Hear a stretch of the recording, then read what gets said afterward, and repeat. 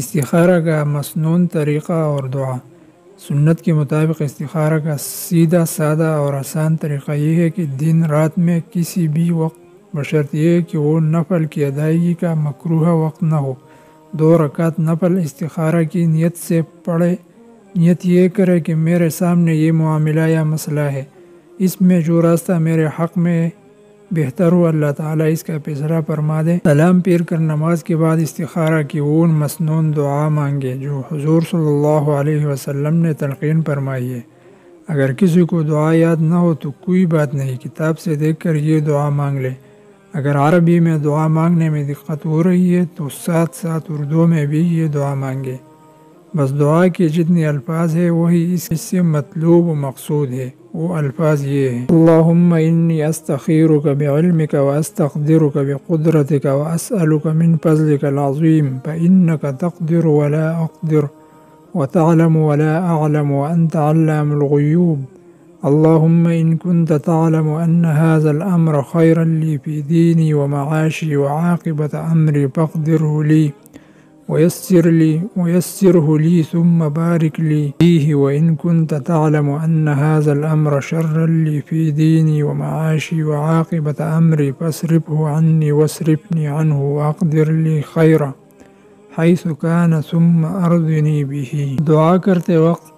جب هذا الأمر پر پہنچے تو اگر عربی جانتے ہیں تو اس جگہ اپنے حاجت کا تذکرہ کرے، یعنی هذا الامر کی جگہ اپنے کام کا نام لے، مثلا هذا السفر یا هذا النکاح یا هذا التجارہ یا هذا البیع کہیے، اور اگر عربی نہیں جانتے تو هذا الامر ہی کہہ کر دل میں اپنے اس کام کے بارے میں سوچے اور دھیان دے جس کے لیے استخارہ کر رہا ہے۔ ترجمہ: اے اللہ، میں تیرے علم کے ذریعے تجھ سے خیر مانگتا ہوں اور تیرے قدرت کے ذریعے تجھ سے قدرت طلب کرتا ہوں، اور تیرے بڑے فضل کا تجھ سے سوال کرتا ہوں، کیونکہ بلا شبہ تجھے قدرت ہے اور مجھے قدرت نہیں، اور تو جانتا ہے اور میں نہیں جانتا، اور تو عیبوں کو خوب جاننے والا ہے۔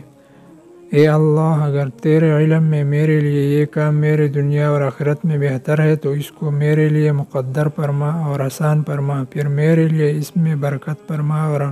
اگر تیرے علم میں میرے لیے یہ کام میرے دنیا اور آخرت میں شر اور برا ہے تو اس کو مجھ سے اور مجھ کو اس سے دور فرما، اور میرے لیے خیر اور مقدر جہاں کہیں بھی ہو مجھے اس پر راضی فرما دے، آمین۔ استخارہ کا نتیجہ اور مقبول ہونے کے علامات۔ استخارہ سے کسی طرح رہنمائی ملیں گے۔ حکیم الامامت حضرت تھانوی رحمہ اللہ فرماتے ہیں کہ استخارہ کا صرف اتنا اثر ہوتا ہے کہ